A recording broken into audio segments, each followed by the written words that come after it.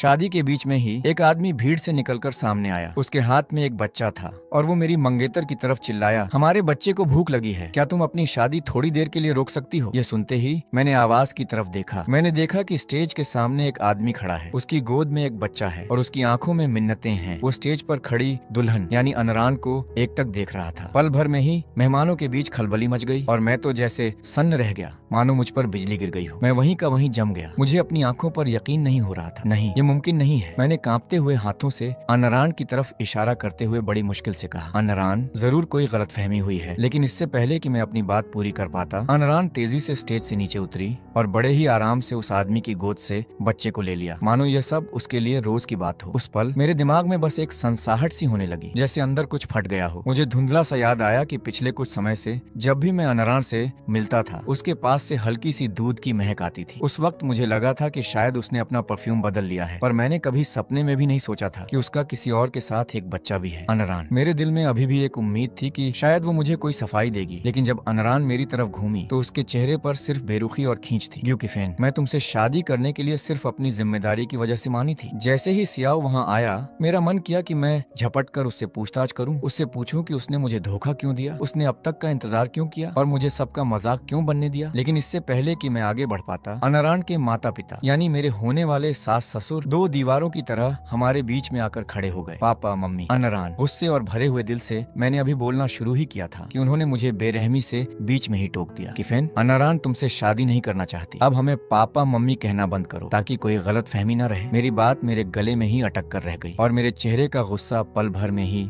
हवा हो गया। मैंने अविश्वास से उन दो बुजुर्गों की तरफ देखा जो कुछ समय पहले तक मेरे अपने बनने वाले थे। तो आप लोगों को पहले से ही पता था कि अनरान मुझे धोखा दे रही है और उसका किसी और के साथ एक बच्चा भी है ना? धोखा देने की क्या बात है इसमें? तुम बहुत बदतमीजी से बात कर रहे हो। सियाओ की माँ ने मुझे हिकारत से देखते हुए कहा, क्या सिर्फ मर्द ही गलती कर सकते हैं, औरतें नहीं? और वैसे भी तुम दोनों का सिर्फ अफेयर ही तो था। अगर बात नहीं बनी तो पार्टनर बदलना आम बात है। इसमें इतना तमाशा खड़ा करने की कोई जरूरत नहीं है। और सुनो, तुम्हें इतना दुखी होने की जरूरत नहीं है। मेरी बेटी, अनरान की कंपनी बहुत जल्द शेयर मार्केट में लिस्ट होने वाली है और तुम तो बस एक गरीब लड़के हो। जरा ठंडे दिमाग से सोचो, क्या तुम उसके लायक हो? सियाओ की माँ ने तिरस्कार भरी नजरों से देखते हुए अपनी बात जारी रखी, अगर तुम्हें खुद की थोड़ी भी समझ होती और तुम उसे पहले ही छोड़ देते तो आज ये सब नौबत ही नहीं आती। गलती तुम्हारी ही है, जैसे कोई हंस को पाने की चाह रखने वाला मेंढक हो। और वैसे भी तुम्हारी वजह से ये सारे रिश्तेदार यहाँ फालतू में इकट्ठा हुए हैं। अब चलो सीधी बात करते हैं। इस शादी के फंक्शन का खर्च, मेहमानों के आने जाने का किराया, ये सब तुम्हें ही भुगतना पड़ेगा। उस वक्त मुझे ऐसा लगा जैसे मेरा पूरा खून खौल उठा हो। गुस्सा मेरे सिर चढ़ गया और मेरी मुट्ठियां अपने आप कस गईं। आखिरकार मुझे अनरान के धोखे की वजह समझ आ गई थी, बिल्कुल उसके माता पिता की तरह। वो भी यही सोचती है कि मैं उसके लायक नहीं हूँ क्योंकि वो अब ऊंचाइयों पर है, लेकिन बाकी लोगों को सच नहीं पता। क्या उसे यानी अनरान को खुद ये साफ नहीं है कि उसकी कंपनी आज जिस मुकाम पर है वो असल में किसकी बदौलत है? अगर मैं न होता तो उसकी कंपनी खड़ी होना तो दूर, शायद उसका कोई वजूद भी नहीं होता। शेयर मार्केट में लिस्ट होना तो बहुत दूर की बात है। मैंने इस शादी में अपनी पूरी जान लगा दी थी। अनरान के सभी रिश्तेदारों को लाने के लिए मैंने खुद बसों का इंतजाम किया था क्योंकि मैं चाहता था कि सब उसकी खुशियों के गवाह बने। लेकिन अब यह सब हो गया था। ये लोग मेरी मदद करने के बजाय अनरान के माता पिता के साथ मिलकर मेरा मजाक उड़ा रहे थे और मुझ पर उंगलियां उठा रहे थे। क्योंकि फैन, अगर तुम मर्द हो तो मेरी बेटी अनरान को परेशान करना बंद करो। जितना पीछे पड़ोगे वो तुमसे उतनी ही नफरत करेगी। हम तो सिर्फ सियाओ को ही अपना दामाद मानते हैं। तुम ये उम्मीद छोड़ ही दो। मैंने उन सब पर एक ठंडी और बेरुखी भरी नजर डाली तो इन सबको पहले से ही पता था कि अनरान ने मुझे धोखा दिया है। सिर्फ मैं ही था जो बेवकूफों की तरह अंधेरे में रहा। इन लोगों ने मिलकर मेरे साथ खेल खेला था। मेरा दोस्त ये सब और बर्दाश्त नहीं कर सका और ग्यूकिफेन का वो दोस्त उनसे बहस करने आगे बढ़ा, लेकिन मैंने उसे रोक दिया। जो लोग गरीबी को गुनाह मानते हो उनसे बहस करना सिर्फ वक्त की बर्बादी है। मैं उनके वो बदसूरत चेहरे और नहीं देखना चाहता था, इसलिए मैं वहाँ से जाने के लिए मुड़ गया। उसी वक्त मेरे एक दोस्त ने मुझे आवाज दी। उसके चेहरे पर हड़बड़ाहट थी और आंखों में हमदर्दी। ये किफेन, ये यूएसबी है, शायद तुम्हें इसे एक बार देख लेना चाहिए। भारी और बेचैन दिल के साथ मैंने वो यूएसबी लैपटॉप में लगाई। जब मैंने उसे खोला तो वो अनरान के साथ मेरी शादी का वीडियो नहीं था, बल्कि एक ऐसा रिकॉर्ड था जिसने मेरे दिल के टुकड़े टुकड़े कर दिए। अनरान को कभी खाना बनाना पसंद नहीं था। वो हमेशा शिकायत करती थी कि रसोई के धुएं से उसकी त्वचा खराब हो जाती है और वो बूढ़ी दिखने लगेगी। वो मेरे साथ खाना खाने से भी मना कर देती थी और सस्ते खाने को अपनी पसंद के खिलाफ बताकर दुत्कार देती थी। लेकिन इस यूएसबी में रसोई के भीतर एक दूसरे मर्द के साथ अनरान के हजारों प्यार भरे पल छिपे हुए थे। वो साथ में सब्जियां काट काट रहे थे, बेकिंग कर रहे थे। हर एक तस्वीर इतनी खुशनुमा थी कि देखकर आंखें चौंधिया जाएं। वो वीडियो पूरे 6 साल का था, ठीक उतना ही वक्त जितने वक्त से मैं अनारान के साथ रिलेशनशिप में था। मैंने कांपते हुए बाएं हाथ से माउस पकड़ा। मुझे याद आया कि कैसे मैंने उसके लिए जगह जगह भटक कर खास सामग्रियां ढूंढी थी, कैसे खुद खाना बनाना सीखने के लिए दिन रात एक किया था। लेकिन जिस बात ने मुझे पूरी तरह तोड़ दिया वो ये थी कि जब मैं कंपनी की खातिर देर रात तक बिजनेस मीटिंग्स में शराब पी पी कर अपने पेट से खून आने तक की नौबत पर आ गया था, जब मेरा शरीर पूरी तरह टूट चुका था, तब अनारान उस दूसरे मर्द के बच्चे को जन्म दे रही थी। मैंने उसे 6 साल तक इस तरह चाहा था जैसे हर दिन एक नया दिन हो। मैंने उसे वो सब कुछ दिया जो मेरे पास था और बदले में मुझे मिले 6 साल के फरेब और धोखा। अनारान। अपने हाथ में शादी की अंगूठी को जोर से भींचते हुए मैंने दांत पीसकर उसका नाम लिया। उस पल ऐसा लगा जैसे कोई तलवार मेरे सीने के पार हो गई हो। मुझसे सांस तक नहीं ली जा रही थी। लेकिन फिर अपने सीने के उफान को दबाते हुए मैंने खुद को शांत किया और एक फोन नंबर मिलाया। दादाजी, शादी कैंसिल हो गई है आज से। ग्यू परिवार और अनारान के परिवार के बीच के सारे बिजनेस पार्टनरशिप खत्म। मैं कंपनी का काम संभालने के लिए जितनी जल्दी हो सके वापस आ रहा हूँ। ठीक है दादाजी, तुम्हारी बात समझ गए। फोन के दूसरी तरफ से दादाजी की आवाज में एक तसल्ली थी, लेकिन साथ ही थोड़ी चिंता भी कि फैन, अचानक शादी कैंसिल करना, क्या कुछ हुआ है? कुछ नहीं हुआ दादाजी, मैं इसे खुद संभाल सकता हूँ। कुछ दिनों में आकर आपसे मिलता हूँ। इतना कहते ही इस डर से कि कहीं मैं अपनी भावनाओं पर से काबू न खो दूं, मैंने झट से फोन काट दिया। इसके बाद मैं सीधे घर गया और अपना सामान पैक करने लगा। सामान समेटते वक्त अनजाने में ही पुरुषों के कुछ ऐसे कपड़ों पर मेरी नजर पड़ी जो मेरे नहीं थे। अचानक पैरों से लेकर दिल तक एक ठंडी सी सिहरन दौड़ गई। मुझे यह समझने के लिए ज्यादा सोचने की जरूरत नहीं थी कि वो चीजें किसकी थी। मैंने बस कभी उम्मीद नहीं की थी कि अनारान पहले ही सियाओ को इस घर में ला चुकी होगी। मुझे याद आया कि अनारान हमेशा कहती थी कि शादी से पहले वो इन दिनों साथ नहीं रहना चाहती, इसलिए उसने मुझे होटल में ठहराया था। उस वक्त मैंने उसके फैसले का सम्मान किया था, लेकिन वो पीठ पीछे किसी दूसरे मर्द को घर लाकर रातें गुजार रही थी। चाहे मेरा मन इसे मानने को तैयार न हो, पर मुझे इस कड़वे सच को स्वीकार करना ही था कि जिस मर्द के साथ अनारान हर दिन रहना चाहती थी वो मैं नहीं था, और उसे डर था कि कहीं मुझे उसका ये राज न पता चल जाए। इसीलिए वो इतने समय तक मुझे बेवकूफ बनाती रही। मैंने अपने दिल के गुस्से को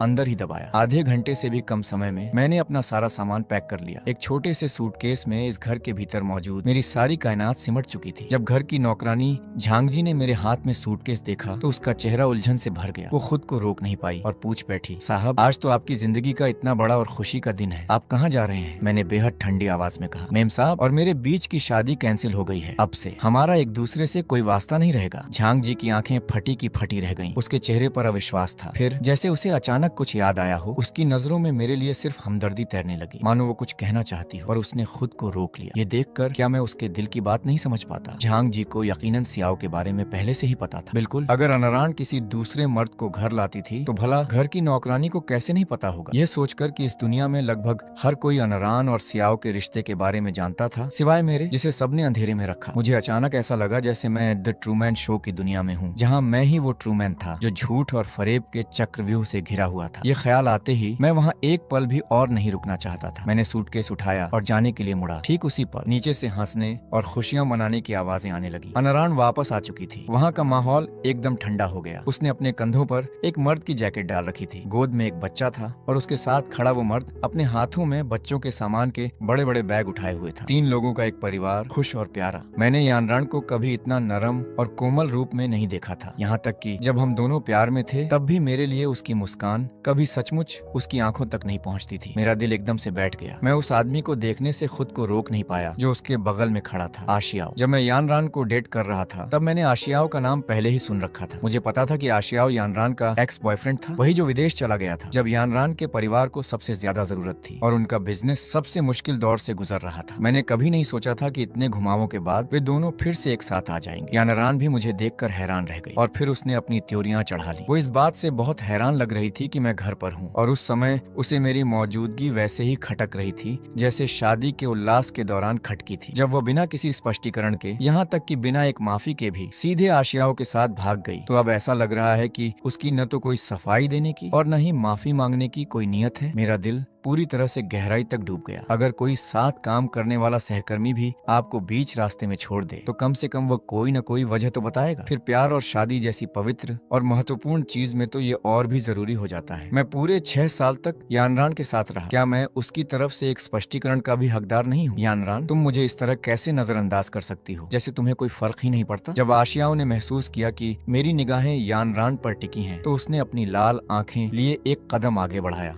और मेरी नजरों का सामना किया। मिस्टर हेयू, मुझे बहुत अफसोस है, आज सुबह मैंने आपकी शादी में खलल डाला। आनारान मेरे और बच्चे के साथ चली गई। मैं खास तौर पर आपसे माफी मांगने के लिए वापस भागा चला आया हूँ। उम्मीद है कि आप इसे बुरा नहीं मानेंगे। मैंने आशियाओं की उस बनावटी और मासूम दिखने वाली नजरों को देखा और मुझे याद आया कि उसने उस पेन ड्राइव के बारे में क्या कहा था। अचानक मेरे दिमाग में एक धमाका सा हुआ। वो पेन ड्राइव जरूर इसी आशियाओं ने बदली होगी। इससे पहले वो मुझसे टकराया था। इस पूरे मामले में सिर्फ उसी ने उस पेन ड्राइव को छुआ था। आशियाओं सरेआम मुझे नीचा दिखा रहा है, ये जताते हुए कि वो जीत गया है। मुझे यानरान से पूरी तरह दूर होने के लिए मजबूर कर रहा है और अब इस झूठी हमदर्दी का नाटक कर रहा है। मुझे इससे सिर्फ बेहद घिन आ रही है। मैंने उसकी तरफ बेरुखी से देखा और बिल्कुल न्यूट्रल आवाज में कहा, तुमने कितनी जहमत उठाई है, इंसान को भी अपने साथ ले गए और ऊपर से घर आकर मुझसे माफी मांगने का कष्ट भी उठाया। आशियाओं का चेहरा कागज की तरह सफेद पड़ गया। उसने यानरान की तरफ देखा जैसे उसे समझ न आ रहा हो कि क्या करे। यानरान ने अपना हाथ उठाया और आशियाओं को पकड़ लिया जैसे वह उसे खामोशी से तसल्ली दे रही हो। फिर उसने मुझे घूर कर देखा। उसका चेहरा पूरी तरह से तमतमाया हुआ था। भारी आवाज में वो बोली, हेयू किफेन, इतनी घुमा फिरा कर बातें करना बंद करो। अगर तुम्हें गुस्सा है तो अपना गुस्सा मुझ पर निकालो। मैं ही थी जिसने तुम्हें शादी के मंडप में छोड़ा। मैं ही थी जिसने तुम्हें धोखा दिया। आशियाओं का इससे कोई लेना देना नहीं है। वो एक ऐसा आदमी है जो सिर्फ बच्चे की देखभाल करता है। वो पहले से ही कितना थका हुआ होगा। इसके अलावा उसकी सेहत भी ठीक नहीं है। वह तुम्हारी ऐसी चुभने वाली बातें बर्दाश्त नहीं कर सकता। बेहतर होगा कि तुम अपनी जुबान संभाल कर बात करो। तो वह भी किसी की परवाह करना जानता है। मेरे दिल को अचानक ऐसा लगा जैसे किसी ने उसमें एक गहरा छेद कर दिया हो, जहाँ से एक ठंडी और अनंत हवा अंदर आ रही हो। जिस पल से मैंने शादी करने का फैसला किया था, मुझे लगा था कि शादी की तैयारियां हाथ में हाथ डालकर चलने वाला एक मीठा सफर होंगी। भले ही वो कभी कभार ही मदद करे, पर कम से कम थोड़ी दिलचस्पी तो दिखाए। लेकिन असलियत क्या थी? उस जगह की सजावट, कार्यक्रम की प्लानिंग, स्टाफ का तालमेल, सब कुछ, हर एक छोटी से छोटी बारीकी मैंने अकेले ही झेली। शादी वाले दिन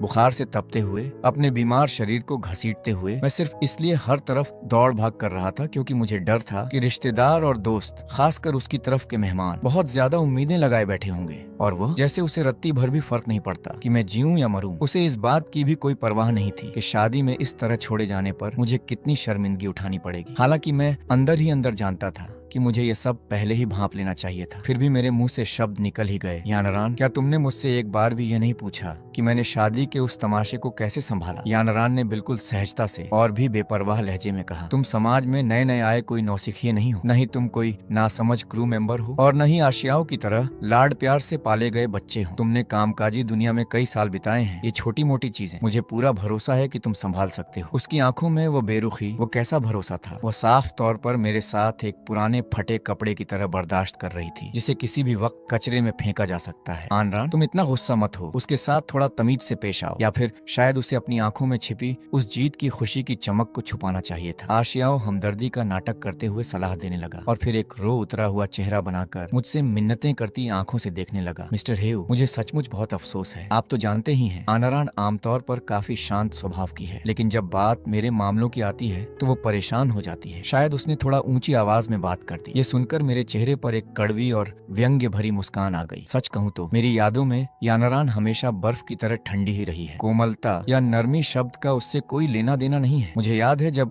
यूनिवर्सिटी में कुछ गुंडों ने मुझे पीटा था तो उसने पुलिस को फोन किया था। वही इकलौता मौका था जब मैंने उसके भीतर थोड़ी सी कोमलता की झलक देखी थी। सिर्फ उसी एक बार मेरा दिल पिघल गया था और मैं पूरी तरह से उसके पीछे दीवाना हो गया था, एक कुत्ते की तरह जो हड्डी की गंध पाकर पीछे भागता है। मैंने कई सालों तक दिन रात उसका पीछा किया। मेरा दृढ़ विश्वास था कि अगर मेरा दिल काफी गर्म हुआ तो मैं उस बर्फ की चट्टान को पिघला दूंगा। उस बिजनेस ट्रिप तक जब कंपनी शेयर बाजार में लिस्ट होने वाली थी, अचानक उसने खुद आगे बढ़कर मुझसे शादी का प्रस्ताव रखा और कहा कि वो हमारे इन 6 सालों को बेकार नहीं जाने देगी, वो मेरी इच्छा पूरी करेगी। उस पल मुझे लगा कि आखिरकार तूफान के बाद मुझे रोशनी दिख गई है कि वो बर्फ की चट्टान मेरे लिए पिघल चुकी है। लेकिन किसने सोचा था वो कोई ऐसी बर्फ की चट्टान नहीं थी जिसे पाया न जा सके। बस किसी और की बाहों में जाकर वो पहले ही कोमलता के आशियाने में बदल चुकी थी और उसकी वो कोमलता कभी मेरी थी ही नहीं। सिर्फ इसके बारे में सोचने से ही मेरा दिल अजीब सी उलझनों से भर जाता है। मुझे समझ नहीं आता कि मैं इन 6 सालों से किस चीज की हिफाजत कर रहा था। मुझे खामोश देखकर शायद वो खुद को और ज्यादा विजेता महसूस करने लगा। आनरान और मेरा पहले से ही एक बच्चा है। प्यार में कभी ये मायने नहीं रखता कि कौन पहले आया, सिर्फ सच्चाई के साथ ही रिश्ता टिक सकता है। इस मोड़ पर आकर मिस्टर हेयू, आपको भी इसे जाने देना चाहिए। कृपया उसे मुझे वापस सौंप दीजिए, ठीक है ना? आखिर एक बच्चा अपनी माँ के बिना नहीं रह सकता। ये शब्द ऐसे हैं जैसे ये दिखाने की कोशिश कर रहे हों कि मैं ही वो इंसान हूँ जो किसी दूसरे का घर उजाड़ रहा है। यानरान ने बच्चे को कसकर गले लगा लिया। तुम्हें उसके सामने इस तरह खुद को नीचा दिखाने की कोई जरूरत नहीं है, ये सब मेरी गलती है। ऐसा कहते हुए उसने मेरी तरफ देखा और उसकी आंखों में आखिरकार थोड़े से पछतावे की झलक दिखी, लेकिन जल्द ही उसे पक्के इरादे ने ढक लिया। ह्यूकिफेन, तुमसे शादी के लिए पूछना मेरा एक तात्कालिक फैसला था। आखिरकार मैं तुम्हारा बहुत कर्जदार हूँ, इसलिए मैं शादी के जरिए उसकी भरपाई करना चाहती थी। मुझे लगा था कि मैं समझौता कर लूंगी। मैं तुम्हें सच बताता हूँ, भले ही उस साल मैं विदेश चला गया था, लेकिन मैंने अनरान के साथ हमेशा संपर्क बनाए रखा। वो थोड़ी देर के लिए रुका, उसकी आंखों में एक चालाकी भरी चमक थी और उसने अपनी बात जारी रखी। वो तुम्हारे साथ सिर्फ डिस्पेयर में थी, मेरे पिता को उकसाने के लिए। मैं उससे प्यार करता हूँ, लेकिन मैं उसके साथ नहीं रह सकता था। तब मैंने सोचा था कि अगर कोई उसकी देखभाल कर सकता है तो ये एक दिलासा होगा, लेकिन हकीकत दिखाती है कि मैं ऐसा नहीं कर सकता। मैं बस उसके बिना जीने की कल्पना भी नहीं कर सकता। आशियाओ, यानरान ने रूंधे हुए गले से कहा। उसकी आंखें गहरे प्यार से भरी हुई थी। वे दोनों एक दूसरे से ऐसे लिपट गए जैसे कोई और वहाँ मौजूद ही न हो, मानो वे अपनी आत्माओं को एक दूसरे में घोल देना चाहते हों। और ये नजारा मेरे लिए एक खंजर की तरह था जो मुझे पूरी तरह से आर पार कर गया। अपने गुस्से में मैं कड़वाहट से हंस पड़ा। मैं चिल्लाया, तो मैं उनके इस प्यार के खेल में सिर्फ एक खिलौना था? मैं बस तुम्हारे खेल का हिस्सा हूँ, है ना? तुम लोग इस बेवफाई को इतने ऊंचे पायदान पर रख रहे हो, क्या तुम्हें घिन नहीं आती? यानरान, हम एक दूसरे को 10 साल से जानते हैं, हम 6 साल तक साथ रहे हैं, और अब तुम कह रही हो कि मेरे साथ रहना सिर्फ एक समझौता था। इस मोड़ पर आकर भी तुम मुझे बेवकूफ समझती हो। यानरान, ये साफ है कि तुमने देखा कि कंपनी शेयर बाजार में लिस्ट होने वाली है और अब मैं तुम्हारे किसी काम का नहीं रहा, इसीलिए तुमने मुझे बिना किसी रहम के फेंक दिया। यानरान, क्या तुम सच में सारे रिश्ते नाते तोड़ देना चाहती हो? मैंने तुम्हारे लिए इतना कुछ किया और तुम इतनी बेरहम हो। मैंने बिना किसी घुमाव के सीधे कहा। आखिरी बार मैंने उसके जमीर को जगाने की कोशिश की। ये आखिरी मौका था जो मैं उस औरत को दे रहा था जिससे मैंने कभी प्यार किया था। हालांकि यानरान ने इसकी जरा भी परवाह नहीं की। उसने एक तीखी नजर से मुझे देखा। उसने नफरत से मुझे कोसा। ह्यूकिफेन, तुम्हारा ये मुझे न छोड़ने का रवैया सचमुच दयनीय है। अब तुम्हें लग रहा है कि मैं तुम्हें परेशान कर रहा हूँ? जब तुम उस सब का मजा ले रही थी जो मैं तुम्हारे लिए कर रहा था, तब तुमने कुछ क्यों नहीं कहा? उस पल मेरा दिल पूरी तरह से जम गया और मेरा प्यार पल भर में गायब हो गया। आखिरकार मैंने इस औरत का असली चेहरा देख लिया था। मैं बादलों को मोती समझने की भूल कर बैठा था। अब से मैं दोबारा ऐसा बेवकूफ नहीं बनूंगा। ठीक है, जैसा तुम चाहती हो वैसा ही हो। शादी कैंसिल। मैंने अनंत निराशा और पक्के इरादे के लहजे में ये ठंडे शब्द थूके। यानरान ने एक तिरस्कार भरी हंसी हंसी, जैसे जिस चीज को उसने छोड़ा हो वो महज किसी जूते पर लगी मामूली मिट्टी का ढेला हो। उसके खूबसूरत चेहरे पर पछतावे का कोई नामो निशान नहीं था। ये तुमने खुद कहा है। वहीं खड़े मत रहो, निकलो यहाँ से। अब मेरे घर से दफा हो जाओ। आशियाओ अपने होठों की मुस्कान बमुश्किल छुपा पा रही थी, लेकिन मेरी तरफ देखते हुए उसने हमदर्दी जताने का नाटक किया। अनरान, अगर तुम इसे अभी बाहर निकाल दोगे तो ये कहाँ जाएगा? मैंने मन ही मन एक तंजिया मुस्कान मुस्कुराई। मैं देखना चाहता हूँ कि यानरान की कंपनी कब तक टिक पाती है मेरे सपोर्ट के बिना। यानरान ने बच्चे को गले लगाया और आशियाओ को प्यार से देखा। उसने उसे शांत करने के लिए फुसफुसाया, सिर्फ तुम ही इतनी नरम दिल हो जो उसके बारे में सोच रही हो। वह तो बस एक अनाथ है। अगर किसी भले इंसान ने दया न दिखाई होती तो कौन जाने वो आज कहाँ होती, ठंड और भूख से मर रही होती। और इस सब के बाद भी उसकी इतनी हिम्मत कि वो मुझ पर चिल्लाए, उसे ये हौसला मिलता कहाँ से है? उसने हिकारत से अपने होंठ सिकोड़े और मजाक उड़ाना जारी रखा। वो और मैं कभी एक दूसरे के लायक थे ही नहीं। इतने सालों से मैं ही था जो उस भूखी नंगी के सामने खुद को छोटा कर रहा था। अगर मैंने अपना लेवल नीचा न किया होता तो उसे मेरे करीब आने का मौका तक नहीं मिलता। मैंने अपनी नजरें यानरान पर गड़ा दी। मेरी आंखों में अविश्वास और एक गहरा दिल चीर देने वाला दर्द था। तो मेरे बारे में उसकी असली राय यही थी जो उसने अपने दिल की गहराइयों में छुपा रखी थी। हाँ, मैं मानता हूँ इससे पहले कि गियू परिवार ने मुझे ढूंढा था, मैं सच में एक अनाथ था जो एक अनाथालय से दूसरे अनाथालय भटक रहा था। लेकिन मैंने उसे कभी नहीं बताया था कि उन्होंने मुझे ढूंढ लिया है। मैंने तो सोचा था कि शादी के बाद मैं उसे सब कुछ बता दूंगा, लेकिन मैंने कभी नहीं सोचा था कि वो मुझे यह मौका ही नहीं देगी। और इतने सालों बाद बिना किसी शिकायत के मैंने जो कुछ भी दिया, मेरी सारी उपलब्धियां उसकी नजरों में कुछ भी नहीं है। यानरान ने वाकई मेरी इज्जत को मिट्टी में मिला दिया है। आशियाओ ने मुझे देखा और उसकी आंखों में गुस्से की एक चमक कौंधी और फिर उसने बिना किसी हिचकिचाहट के कहा, चूंकि यानरान तुमसे इतनी नफरत करता है तो प्लीज तुम अभी के अभी यहाँ से चले जाओ। तुम फिक्र मत करो, इस घर की देखभाल मैं खुद कर लूंगी, उसने कहा। उसने अपना सिर घुमाया और पीछे बनी आलीशान विला पर नजर डाली। उसके चेहरे पर एक लालच भरी चमक थी। अगर वो पहले नाटक कर रही थी तो अब उसके ये शब्द सीधे तौर पर मुझे भड़काने वाले थे। मैं भी हार्ड मांस का इंसान हूँ, मेरी भी अपनी कोई इज्जत है। तुम एक नीच लवर की ये बेइज्जती कैसे बर्दाश्त कर सकते हो? मैंने तुरंत जवाब दिया, इस घर का रेनोवेशन मैंने अपने पैसों से कराया है। इसका स्टाइल मेरी पसंद के हिसाब से है। तुम में मेरी पत्नी को चुराने की ढिठाई है। मुझे लगता है कि तुम्हें यहाँ रहने में कोई दिक्कत नहीं होगी, लेकिन उम्मीद है कि तुम यहाँ आराम से रहोगे। आशियाओ का चेहरा पहले पीला और फिर गुस्से से हरा हो गया। उसने नफरत भरी नजरों से यानरान को देखा। ये देखकर यानरान उसका बचाव करने ही वाली थी, लेकिन मैंने अब उन पर ध्यान देना बंद कर दिया था। मैंने अपना सूटकेस उठाया और जाने के लिए मुड़ गया। मेरे पीछे मैंने यानरान को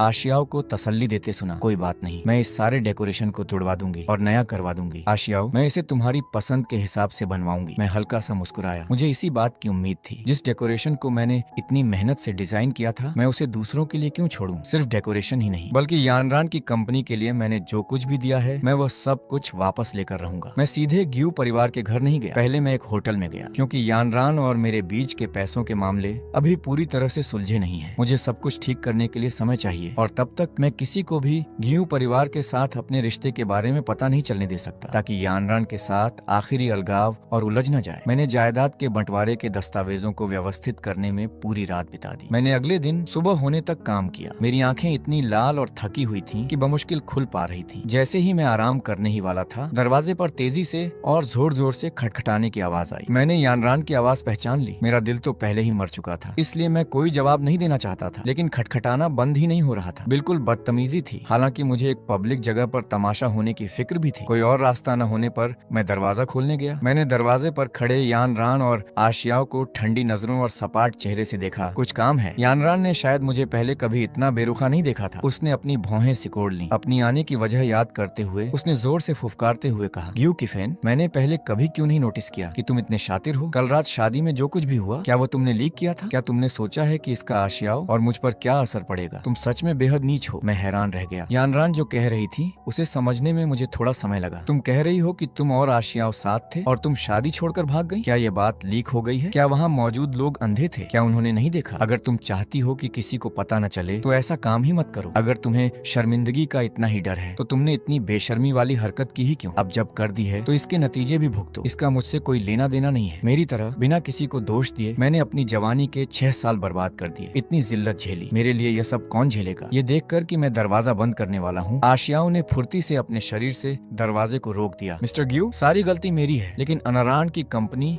जल्द ही शेयर मार्केट में लिस्ट होने वाली है और वह एक महिला है। उसकी साख पर कोई आंच नहीं आनी चाहिए। क्या आप बाहर आकर इस बात को साफ कर सकते हैं? उसी पल यानरान ने दरवाजे को जोर से धक्का दिया और चिंता से आशियाओ की तरफ देखा। आशियाओ, तुम ठीक हो? तुम्हें कहीं चोट तो नहीं लगी? ये पक्का करने के बाद कि आशियाओ ठीक थी, उसने मुझे घूरते हुए गुस्से में कहा, ग्यू किफेन, मैं जानती हूँ कि तुम मुझसे नाराज हो, लेकिन अगर तुमने आशियाओ का एक बाल भी बांका करने की हिम्मत की तो मैं तुम्हें कभी माफ नहीं करूंगी। इसके अलावा हमारी बदनामी न हो, इसलिए तुम्हें सबके सामने यह बयान देना होगा कि तुमने मुझे पहले धोखा दिया था और इसी वजह से मैं और आशियाओ साथ हैं। उसके बाद मैं भी समझा दूंगी कि हम आपसी सहमति से अलग हुए हैं। मैंने यानरान के होठों को हिलते हुए देखा। अगर मैंने अपनी आंखों से उसे बोलते हुए न देखा होता तो मैं इतनी बकवास बातों पर कभी यकीन नहीं कर पाता जो अभी अभी उसके मुंह से निकली थी। यानरान, मैं खुद को बोलने से नहीं रोक पाया। तुम सच में हर बार मेरी उम्मीदों से परे निकल जाती हो। तुमने मुझे धोखा दिया, मेरे साथ गद्दारी की, मेरी इज्जत और मेरी भावनाओं को पैरों तले कुचल दिया। मैं तुम्हारे गुनाहों का इल्जाम अपने सिर क्यों लूं और खुद को क्यों बदनाम करूं? तुम दोनों सिर्फ अपने बारे में सोचते हो। तुम्हें सिर्फ अपनी साख की फिक्र है। मेरी इज्जत, मेरी भावनाओं और मेरी गरिमा का क्या? जब तुमने ये सब किया तो क्या एक बार भी सोचा था कि मुझ पर क्या बीतेगी? सच है, जो चीज आसानी से नहीं मिलती उसकी चाहत हमेशा बनी रहती है। जिन्हें सब कुछ मिल जाता है वो हमेशा घमंडी हो जाते हैं। ये सब मेरी ही गलती है कि मैंने पहले बिना किसी नियम और कायदे के तुमसे अंधा प्यार किया, ताकि आज तुम मुझे इस तरह कुचल सको। ग्यू किफेन, क्या तुम मुझे मना कर रहे हो? यानरान का चेहरा काला पड़ गया। ये मत सोचो कि तुमने पहले मेरी मदद की थी तो तुम यहाँ जो चाहो वो कर सकते हो। मेरे साथ कोई रिश्ता बनाए रखने के लिए इन हरकतों का इस्तेमाल करने की कोशिश मत करो। अगर तुम वो नहीं करते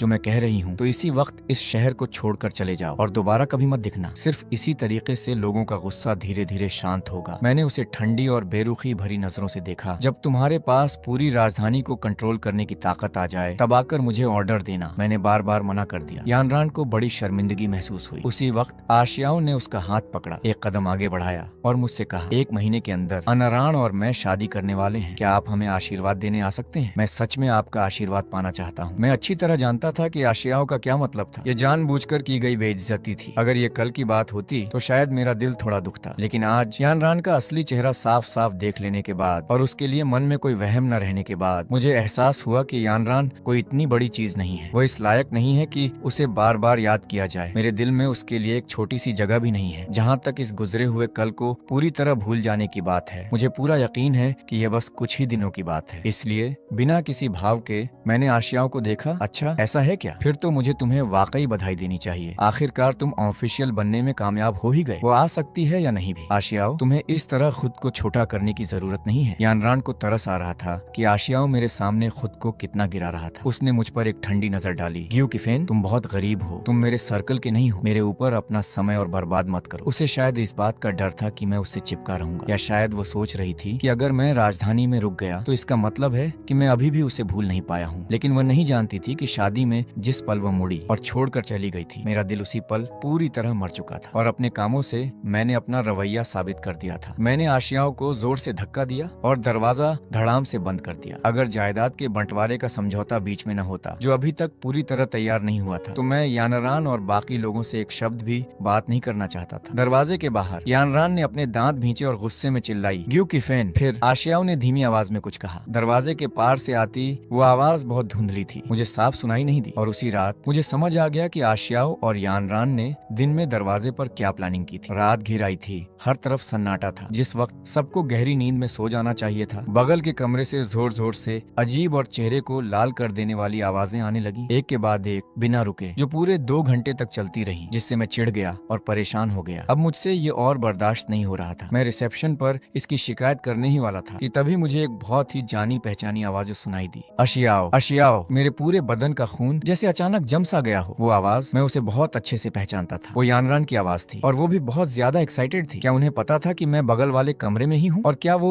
ये सब जानबूझकर कर रहे थे? क्या वो मजे लेने के लिए ऐसा कर रहे थे, या फिर मुझे उकसाने के लिए, ताकि मैं मजबूर होकर राजधानी छोड़कर चला जाऊं? मैंने अपनी आंखों में उबलते हुए गुस्से को बड़ी मुश्किल से दबाया। मैंने खुद को जबरदस्ती उस बगल से आ रहे शोर को इग्नोर करने के लिए राजी किया। मैं जानता था कि मैं अभी जा नहीं सकता था। एक तरफ तो मैं यानरान और बाकी लोगों को यह खुशी नहीं देना चाहता था, दूसरी तरफ कल मैं यानरान को प्रॉपर्टी बंटवारे के पेपर्स सौंप सकता था। एक बार जब वो उन पेपर्स पर साइन कर देगी तो हमारे बीच कोई रिश्ता नहीं रह जाएगा। मुझे बस आज की रात काटनी थी। ऐसा लग रहा था जैसे वो जानबूझकर चाह रहे थे कि मैं सब कुछ साफ साफ सुनूं। वो आवाजें और तेज होती गईं। आखिरकार मैं और कुछ नहीं कर पाया, सिवाय इसके कि मैंने रिसेप्शन पर फोन करके अपने लिए एक नॉइस कैंसिलेशन वाला हेडफोन मंगवा लिया। अगले दिन जैसे ही मैंने अपने कमरे का दरवाजा खोला, बगल का दरवाजा भी खुल गया। यानरान चमकती हुई बाहर निकली। उसने मेरी तरफ देखा और इससे पहले कि वो कुछ बोल पाती, मैंने उसके हाथ में एक डॉक्यूमेंट थमा दिया। ठंडे लहजे में मैंने कहा, प्रॉपर्टी बंटवारे के पेपर्स हैं, अगर तुम्हें कोई एतराज न हो तो जितनी जल्दी हो सके